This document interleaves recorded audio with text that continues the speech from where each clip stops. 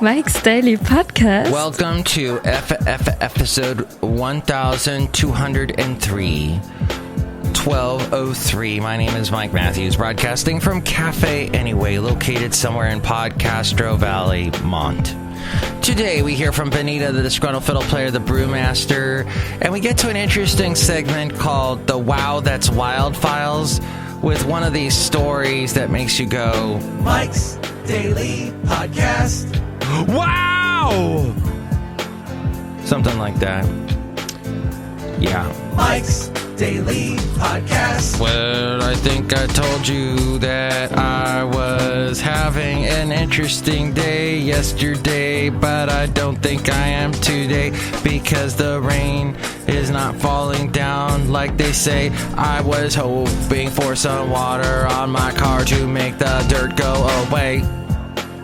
And it's not there to clean my car. Mike's Daily Podcast. Damn you, rain in California not falling down.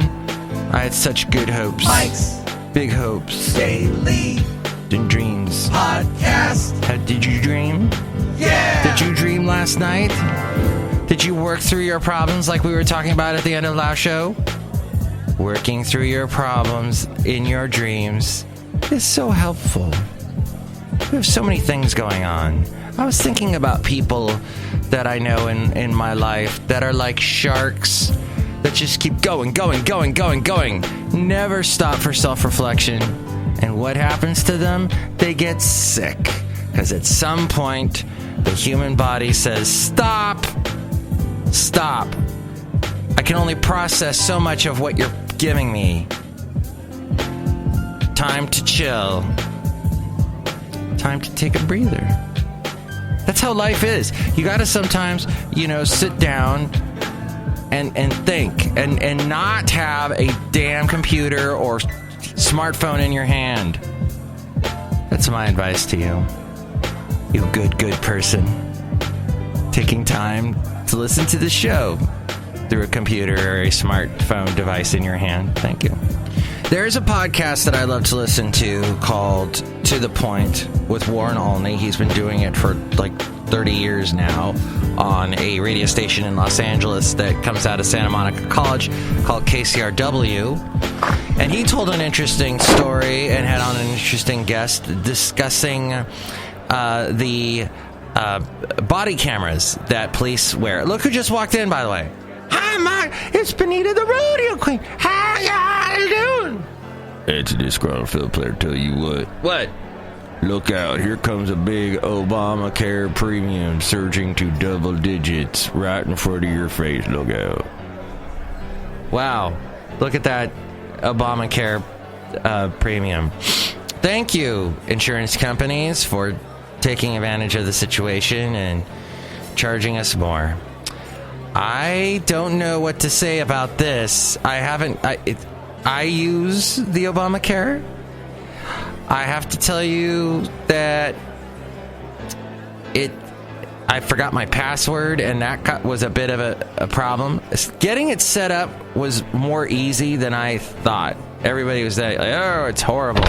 But the Covered California, look who else just walked in. It was pretty easy to set up. I mean, you do have to input a lot of your information. You got to have all your records there, and it takes a while, but it still saved me so much money compared to what I was paying, compared to stupid Anthem bleeding me dry. Thank you. So we'll see. I have to get in there and look at it, and I'm not looking forward to that. But yes, that is something that Fox News is harping on. All the conservative media is harping on. What else are they harping on? Let's go to the segment called the Whiny White Man Wine List. Wine. Well, I like The Whiny White Man Wine List. Oh, I did. There was a character that walked in I did not acknowledge. I am so sorry. You're not going to say anything? All right. Sometimes I got the sniffles all of a sudden. Mike, maybe you need a Kleenex. I'm the Brewmaster. Oh, boy. Well, now you're talking. Yeah, I make the root beer. Would you like some? I would really like some to, thank you. That looks like a good glass of root beer. Wow, you're getting good at this. Thanks, Mark. Try a sip. Oh boy, that's awful. But my sniffles went away, thankfully. So yes, the very first thing at the top of the list of the Whiny White Man wine list, of course, is Obamacare premiums to skyrocket yet again. Premiums will go up sharply next year under President Obama's healthcare law, and many consumers will be down to just one insurer, the administration confirmed yesterday. WikiLeaks. Oh, yes, the conservatives have to read everything that Mr. Julian Assange gives them, which he gets from the Russians, because the conservative media wants Russia to take over America. That's their plan in all this. They want us all to be speaking Russian. They had the Miss Universe opposition research ready even before the primaries began, according to the emails that were stolen from Hillary and the DNC. Look, it's time for the... And here's today's podcast picture. And pretty much the rest of that list is the same. The science finds small lies lead to big lies and more lies. Why would you have that on the list? Scientists have uncovered an explanation for why telling a few porkies has the tendency to spiral out of control. But this has to do with Trump. What are they bringing this up for on the Whiny White Man wine list? Oh, and then this says 49ers named worst team in all of pro sports. Is that because they hate San Francisco? Because we're liberal over on this side of the country? Safe space is not enough. Berkeley protesters want spaces for blacks only and gays only? Right. Okay. Thank you, Whiny White Man wine list. I'm going to take this list and I'm going to do this with it. There we go. And then I'm going to set it on fire. And everybody step back. Yay. And now my sniffles are back. The picture, speaking of the East Bay, the Bay Area, that's a picture from, I do love the San Leandro Marina. And even though when I posted a picture during the 1200th episode of San Leandro Marina, I got not a single comment or like, not even on Instagram. Okay, I did get one like on Instagram from some spammer. But yes, nobody cares about any pictures I take at the San Leandro Marina. This is a picture I took. I think, I don't know how I was able to take this picture with all the, what do you call them, Pokemon Go players. Actually, that's done. I spoke with, last time I was at the marina was, I think last week or the week before.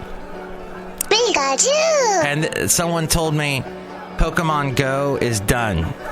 It's done there because apparently there's some level that once you get to, you can't get past, and people just gave up. That and a lot of the young 20-somethings that were doing it have to go back to school now, have to go back to college, the teenagers as well, so... That's interesting bit of cultural society type news. That's why I put it in the tags for this podcast. But that's a picture that if you walk out, I think it's called Peninsula Park. If you walk to the end of it and you look out, I'm actually looking towards the San Francisco Peninsula. So many peninsulas in the Bay Area. Peninsula this, peninsula that. Peninsula me a riddle. This is the view of the sun setting behind, like, I don't know, that Burlingame or the San Francisco airport somewhere, sun setting, and there's the bay. Look at that picture now. It's so picturesque at MIKEs-DAILY-PODCAST.com or not. And help support the show through the Amazon link. Click on that and buy whatever it is you're going to buy on Amazon. That helps us out. There's also a PayPal link, and you will help us out there. You'll get a special greeting from all the Cafe Anyway characters. All the past podcast pictures, past interviews, and whatnot, there at MIKES-DAILY-PODCAST.com. Go there now. So, Warren Olney was saying something to this effect. Now, this is actually from Reuters, but he was talking about this story. A year and a half ago, the Seattle Police Department got a strange request from a local citizen who was a hacker. Now, the Seattle Police Department had been running a pilot program in which officers wore body cameras, and the person was asking for access to every piece of footage the department had collected up to that point. Now, under the Freedom of Information Act, the agency had a legal obligation to hand over the footage. But from a logistics point of view, the request was a mighty undertaking. There was no easy way to blur sensitive information in all the files. And when I say all the files, we're talking hour upon so many thousands and thousands of hours, and you know how difficult it is to edit video and to blur out and go and watch every single piece. They had to get over 100 people to do this. Almost 200 people, I think, worked on this project just to get it to this one resident of Seattle, this idiot. Ultimately, the department managed to get the footage over, but to avoid similar hassles in the future, it wrote some experimental code that heavily blurred people's faces and addresses. The idea was that the software could allow people to comb through an over-redacted catalog so they could find and request just the footage they needed. I also heard on the podcast that Warren Olney does that this person then posted all of this on YouTube, because this person has no life. Wonderful. All right, that's a bit of sad news. But now let's get to some interesting news that's kind of bizarre, but will make you go, wow. It's the Wow That's Wild Files. The Wow That's Wild Files. The Australian Postal Service has apologized for delivering a letter half a century after it was sent from an island in the South Pacific. A couple from the Adelaide found the faded postcard from the French Polynesian island of Tahiti resting on their doorstep under a gas bill. It bore a postmark from 1966. Wow. That's older than me, and was addressed to one Robert Giorgio, according to the Adelaide Advertiser and MSN.com. The postcard, which was written by someone named Chris, reads, "I'm enjoying myself greatly. The weather is very humid. I'll try and drop you a note in England." Its stamp costs 13 francs, or about 9 pence, which is, let me do the comparison and the math. It's about $50. And is did I do that right? And is understood to have been sent to the original owner of the house, whose whereabouts now are unknown. It took a while to realize it was an old one, and that's realized with an S, said Tim Duffy, who bought the house 18 months ago with his wife Claire and believes it was built by an Italian man in 1963. He says, then I checked the post date and it's 1966. He suspects the card may have been sent by someone who was traveling by boat. It's fresh enough, although it is a bit faded, and it's got some damage to the top left, which looks like a bit of water damage, he says. Mr. Duffy handed the letter back to Australian Post, who acknowledged that something had gone wrong, issued an apology. It is clear something went wrong about 50 years ago, says a spokesperson, after the postcard was posted in French Polynesia. And we apologize, with an S, for the inconvenience. Australia Post takes great pride in the timely, safe, and efficient delivery of mail, and we are confident that the vast majority of mail and parcels arrive on time, he said, in that fantastic Australian accent I just did. It is not the first time a letter has taken vastly longer than expected to arrive at its destination. A love letter sent by a British soldier during World War II was apparently stuck in transit for more than 64 years before it reached Suffolk, England. The missive was penned on Red Cross-headed paper by serviceman Charles Fleming to a woman identified only as my dearest back on March 20th of 1945. Neither of them have come forward to claim the letter since its discovery, because they are dead. As we go outside a cafe anyway, where we bring you Mike's Daily Podcast, somewhere Podcastro Valley. Fox is worried that hackers are going to change the voter registrations and lists. Yet they like the hackers that stole all the DNC emails. Peninsula me that riddle, will ya? Fox had on this morning Edward Klein. Edward Klein, it should be renamed Edward Slime. He was talking about how Hillary is on stimulant drugs and that she's had a coughing fit in the White House before. So she's not fit to be president, is what he would. Edward Klein does whatever he can to say bad things about Hillary. Because Edward Klein hates women. He's been divorced twice. He's just an awful, awful man. And Fox likes to have him on all the time. He writes for the New York Post. Need I say more? And finally, I heard Mike Pence on a conservative talk radio station this morning. That guy sounds like the soul has been sucked right out of him.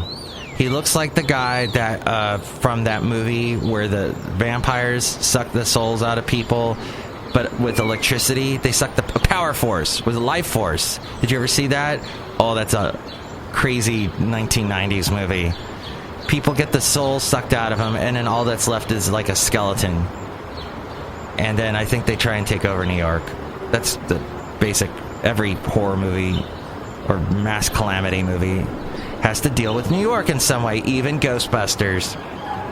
So Mike Pence says, like, you know, blah, blah, blah, blah, blah, blah, blah, blah, blah, make America great again. That's what he sounds like. Poor Mike Pence. That's about the end of the show. I know there was something else back in the back of my mind I wanted to say. Maybe it was this. Pikachu! Have a great day. Next show, it's going to be Madame Rootabega, Valentino, Bison Bentley. Oh, I gotta log into Covered California.